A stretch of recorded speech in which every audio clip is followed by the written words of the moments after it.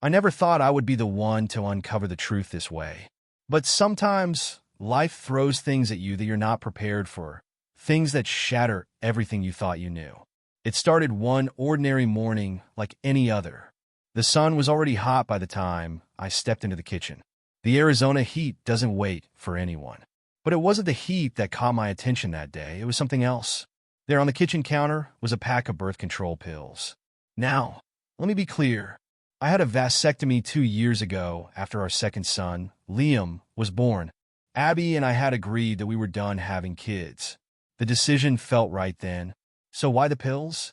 I stared at the small, innocent-looking pack as my heart began to race. I tried to tell myself that it was nothing, that maybe Abby had picked them up for a friend or something. But deep down, I knew something wasn't right. I waited. I didn't want to confront her yet. The thought of what this could mean was too overwhelming. Abby had always been the heart of our family, the one who kept everything together. But now, I wasn't sure who she was anymore. When she came downstairs later that morning, I had to act normal. We kissed each other like we always did. I kissed Liam and Jaden on their foreheads as they rushed off to school. But my mind was elsewhere.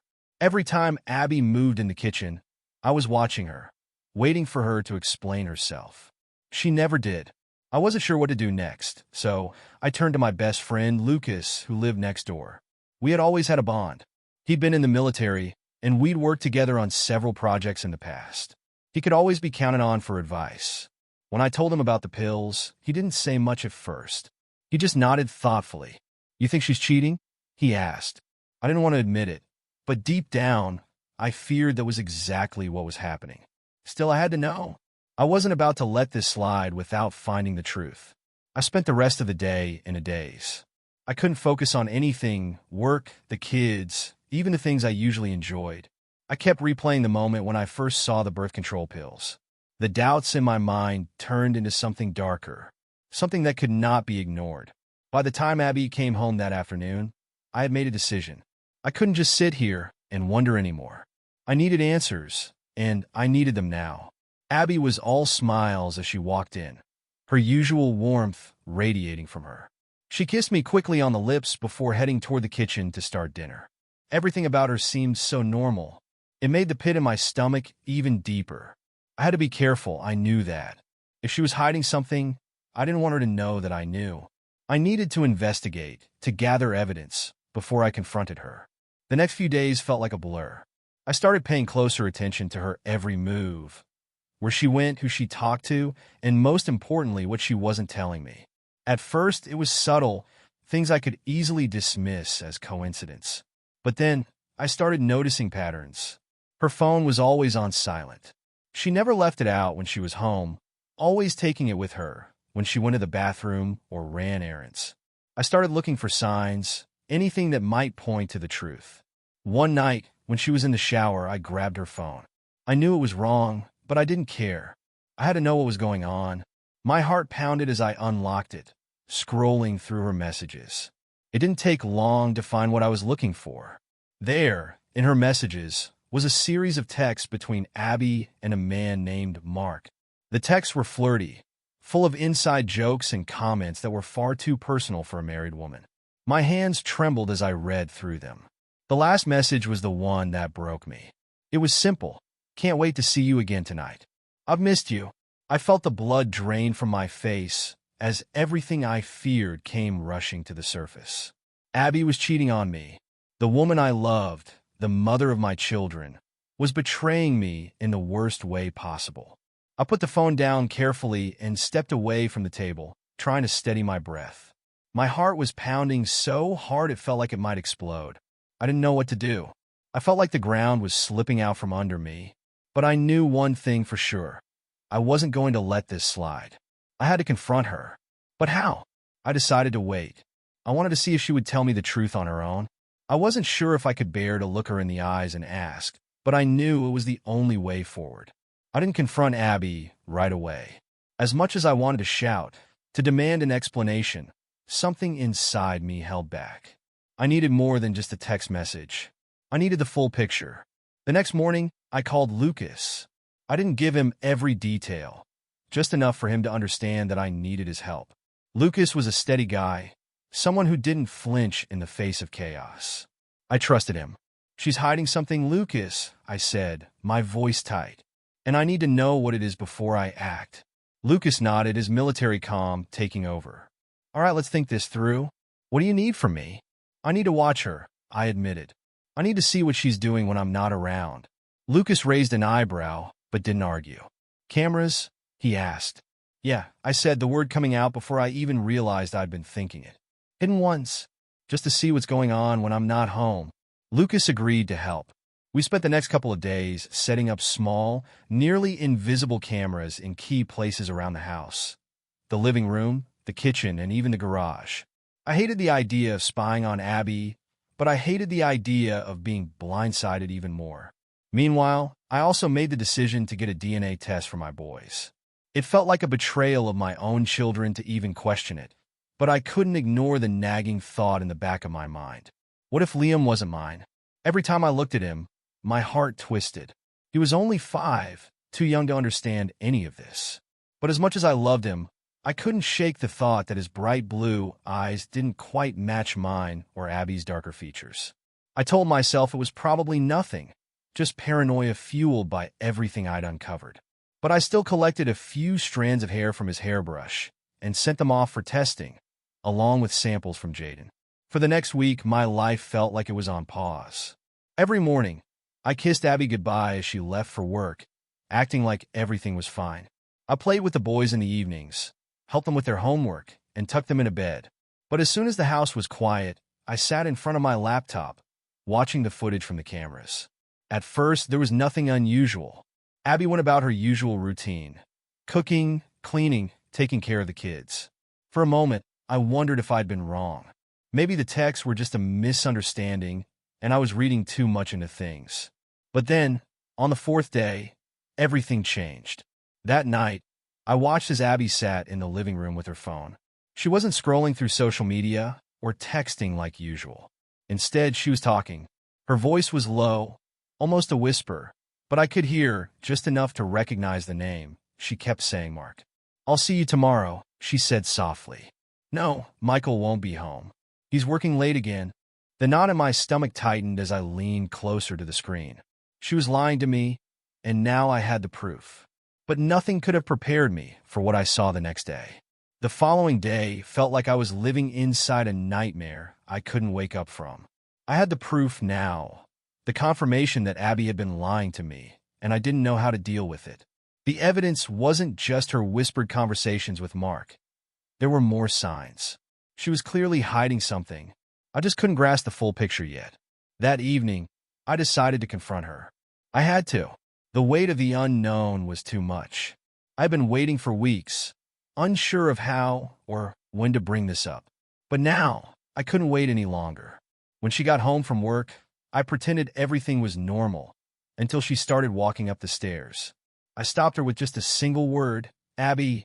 She froze, and for the first time in weeks, I saw a flicker of something in her eyes. Guilt? Fear?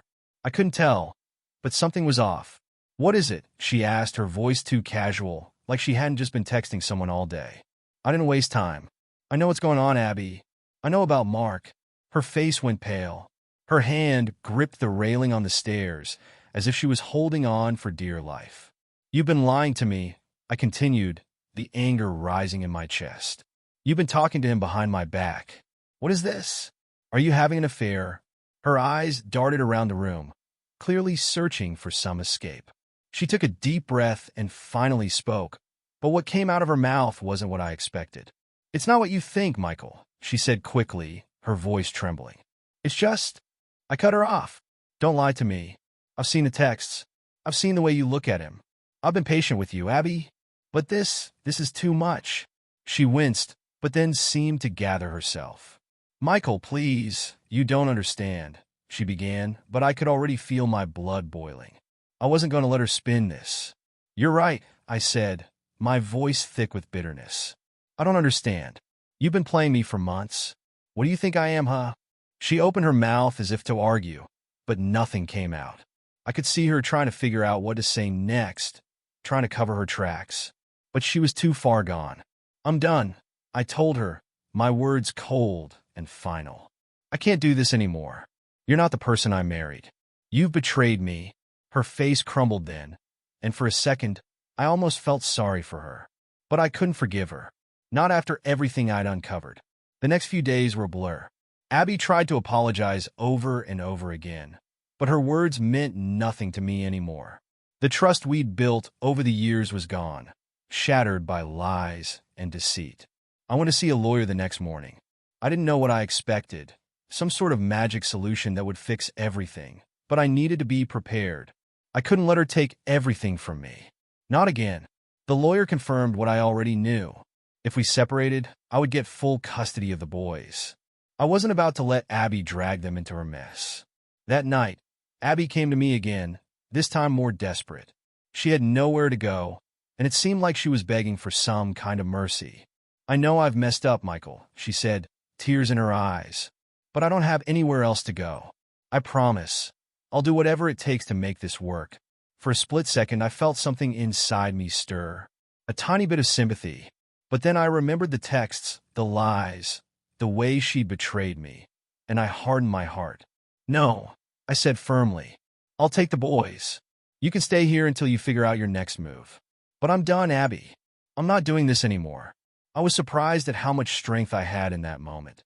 My whole body trembled, not from fear, but from the adrenaline of finally standing up for myself. Abby tried to argue, but I stood my ground.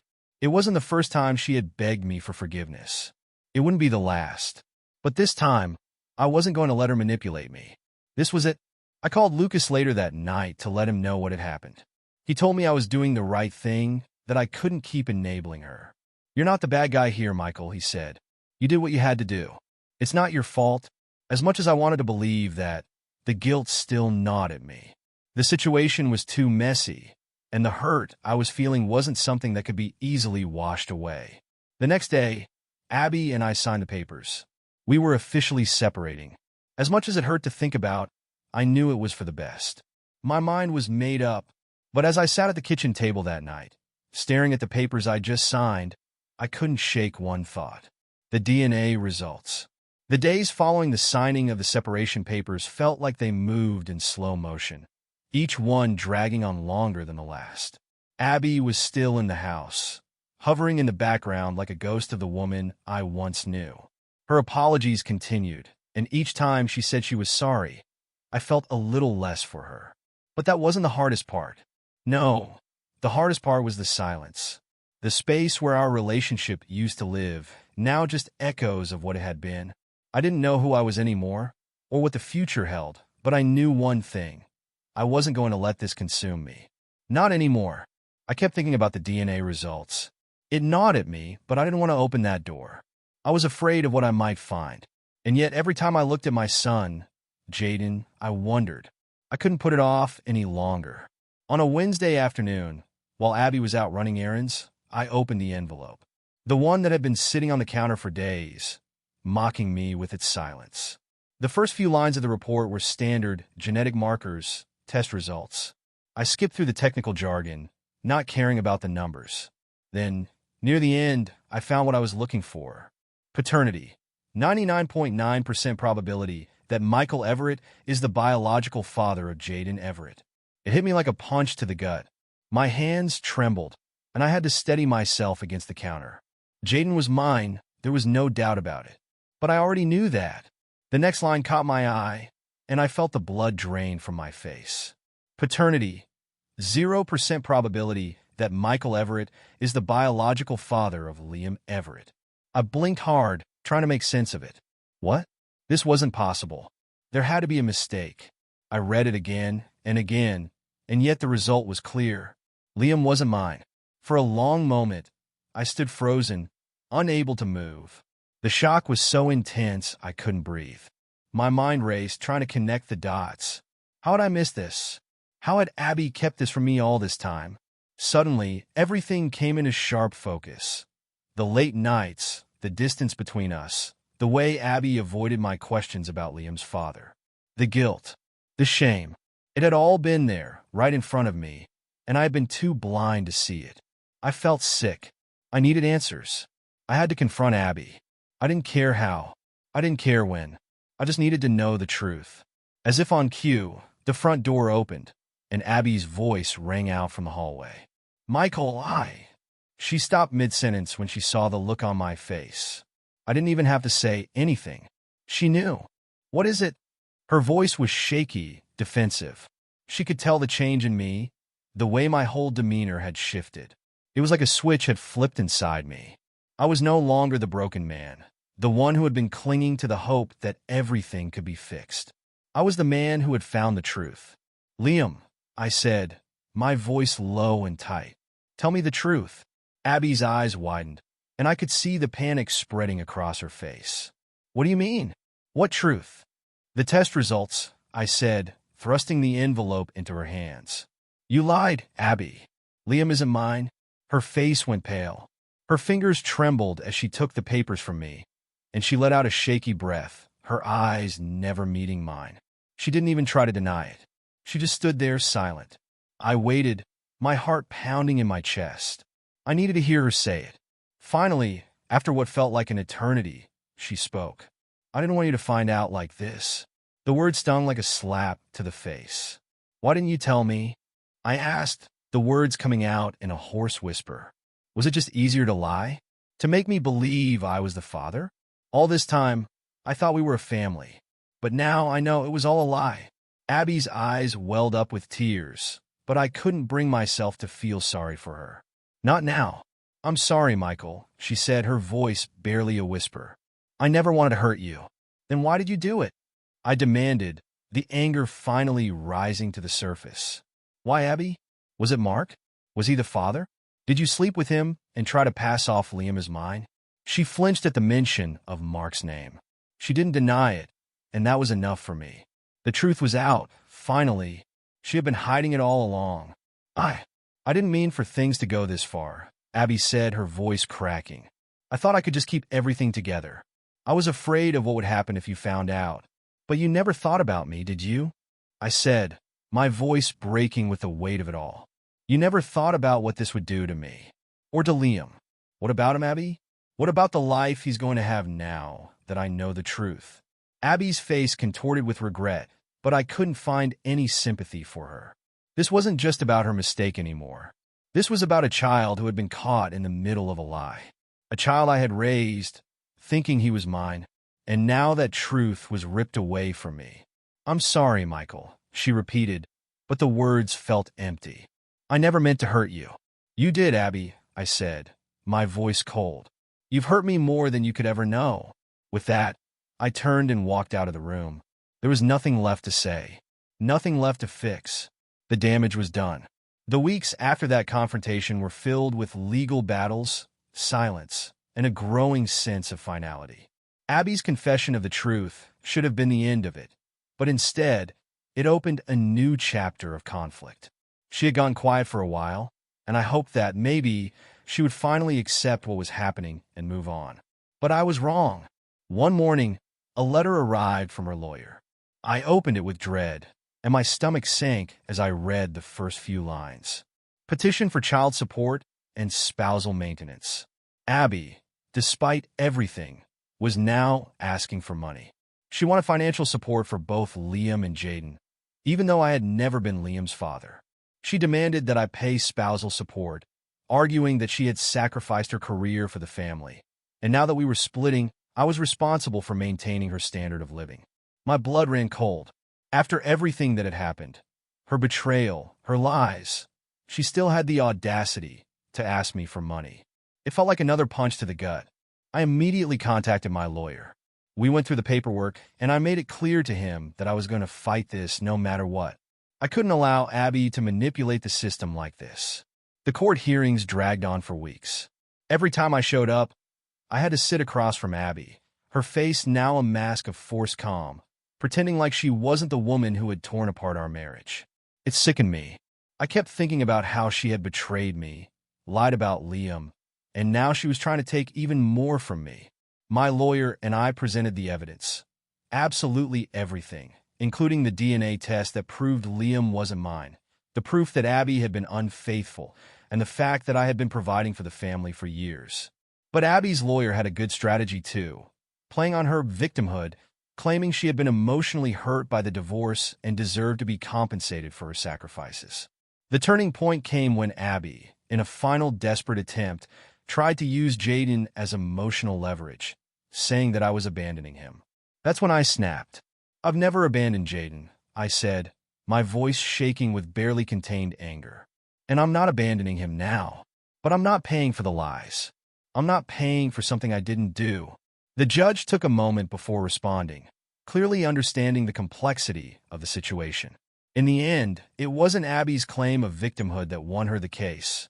It was my persistence and my evidence.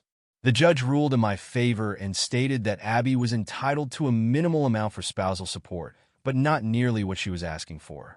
Furthermore, because of her dishonesty about Liam's paternity, the court imposed sanctions on her for deliberately misleading the court. That was the moment when I finally felt like I could breathe again. Abby had lost. She had tried to take everything from me, but I had fought back and held on to what I had left: my integrity and my son.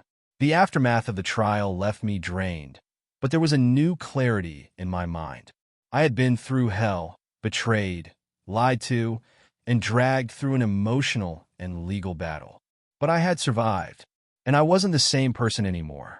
I started to focus on myself. I took Jaden out for a weekend trip, just the two of us. I hadn't realized how much I had neglected him during the chaos of the divorce. We went to the mountains, and I let myself be present, really present, with him for the first time in what felt like forever. Abby was still in the house, but she had moved into the guest room. The tension between us was palpable. She barely spoke to me anymore, and I didn't want to speak to her. We were both just trying to exist in the same space, but it was clear she was struggling. She had no job, no clear future ahead of her, and she was clinging to the remnants of the life she thought she could keep. But I couldn't save her anymore. I couldn't keep holding on to something that wasn't mine to fix. I reached out to friends I had lost touch with during the marriage. Old colleagues, childhood friends, people I had pushed away when I was focused solely on Abby and our family. Their support meant more to me than I ever realized. They reminded me that I was stronger than I thought, that I had a future beyond the past I had been stuck in. I began to reimagine my life. I started spending more time on things that brought me joy: my work, my hobbies, my relationship with Jaden. I wasn't ready to start dating again, but I did allow myself to think about a future that didn't involve Abby.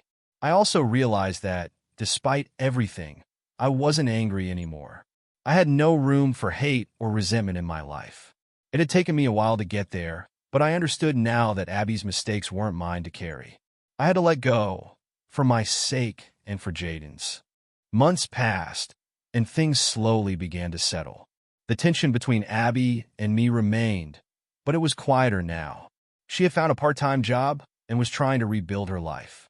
She had started seeing a therapist, something she should have done years ago, and while I still didn't fully trust her, I had to accept that we weren't going to change each other. Jaden and I had built a stronger bond, and I had learned how to be the kind of father I wanted to be. It wasn't perfect, but it was real. I kept thinking back to those first few days after the truth came out. At the time, it felt like the end of everything, like I was falling into a void I couldn't escape.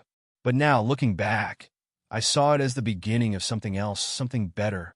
I wasn't defined by what Abby did. I wasn't defined by the lies or the pain. I was defined by my actions, by my choice to keep going, to rise above it all.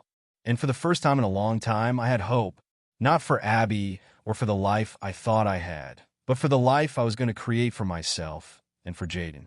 This was my chance to rebuild. And this time, I would build something real,